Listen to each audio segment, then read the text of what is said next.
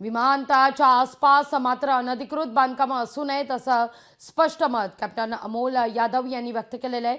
वळूया पुढल्या महत्त्वाच्या बातमीकडे।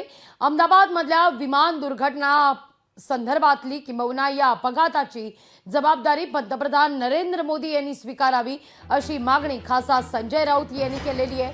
अहमदाबाद विमान दुर्घटनेनंतर सरकारच्या चेहऱ्यावर दुःखाचा लवलेशही दिसत नाहीये अशी टीका राऊत करतायत। तर ड्रीमलाइनरच्या खरेदीला भाजपनंच आक्षेप घेतला होता, टाटा समूहानं मदत केली म्हणून प्रश्न सुटणार नाही असं देखील राऊतांनी म्हटलेलं आहे। पाहूया।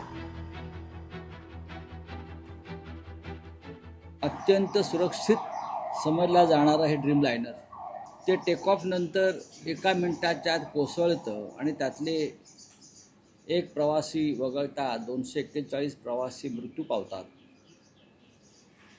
हे विमान ज्या वैद्यकीय हॉस्टेलवर कोसळत आहे त्यातले 24 डॉक्टर आणि 60च्या आसपास विद्यार्थी, मेडिकलचे विद्यार्थी मृत्यू पावतात। इतकं होऊनही या अपघाताची जबाबदारी कोणी घ्यायला तयार नाही।